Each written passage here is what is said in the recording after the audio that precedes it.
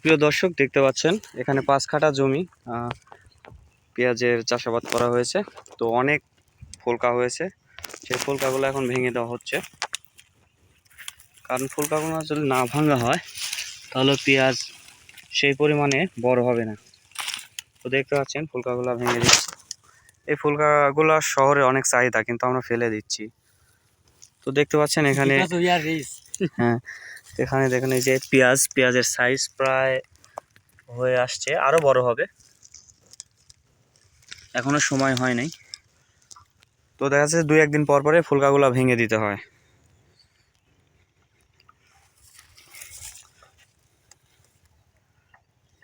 এখানে প্রায় 5 কাঠা জমি আছে। তো কয় মন পেঁয়াজ লাগছে এই জায়গায় লাগাতে? 2.5 মন পেঁয়াজ লাগছে।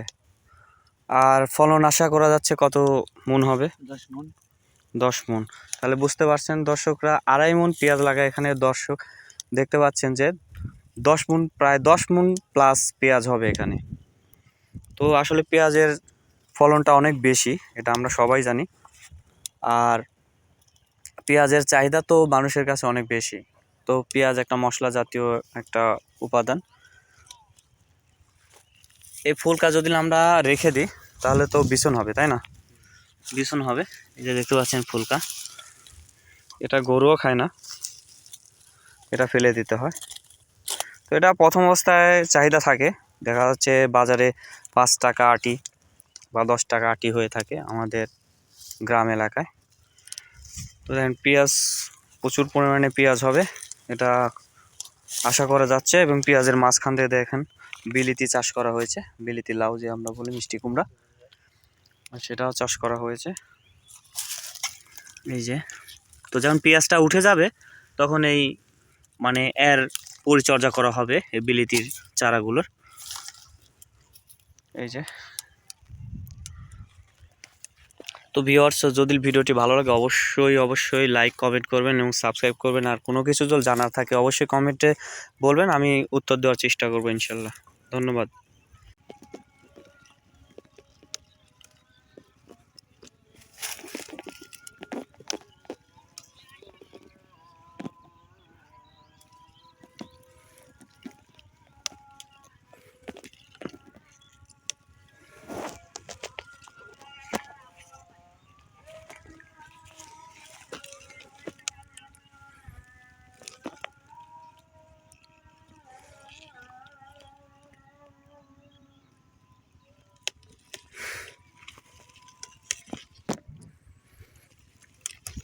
এগুলো হলো পেঁয়াজের ফুলকা।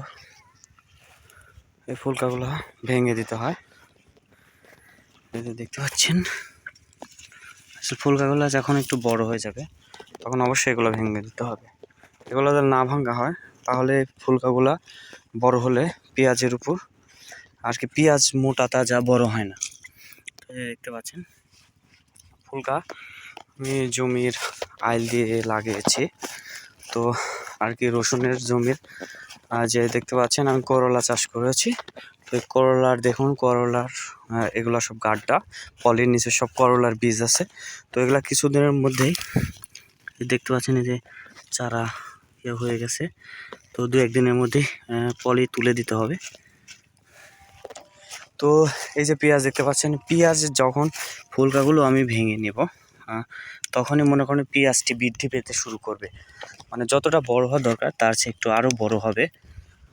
এই পেঁয়াজের ফুলকাগুলা আসলে এগুলা সচরাচর এগুলো খাওয়া যায়, এটা আপনারা সবাই জানেন। তো আমরা আসলে এতগুলো খেতে পারি না, ফেলে দিই বা কারো ছাগলে খায়, এই জন্য নিয়ে যায়। তো এগুলা শাকের সাথে খাওয়া যায়, তরকারি আর কি খাওয়া যায় আর কি। তো দেখতে পাচ্ছেন পেঁয়াজ এখনো নামেনি। এই যে দেখতে পাচ্ছেন পেঁয়াজ, এই যে পেঁয়াজে এখনো নামা শুরু হয় নাই। তো যখন ভেঙে দেব, ভাঙার পরে এই পেঁয়াজগুলো অনেকটা বড় হবে। এই যে পেঁয়াজ দেখতে পাচ্ছেন, পেঁয়াজের গাছের কালার দেখুন খুব ভালো হয়েছে। তো স্প্রে করা হয় আর পেঁয়াজে তো প্রচুর পরিমাণে সার খায়। তো এই যে দেখতে পাচ্ছেন, এই ফুলকাগুলো আমি নিয়ে যাব বাসায় নিয়ে যায়।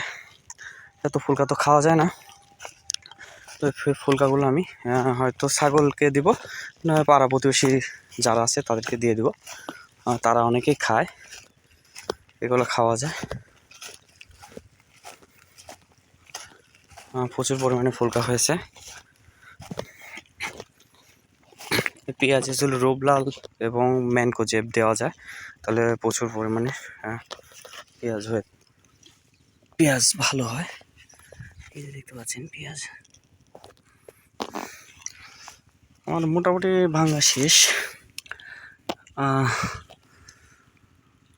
এটা আবার 2-1 দিন পরে ভাঙবো, কারণ একটু ছোটই আছে, ছোট ছোট।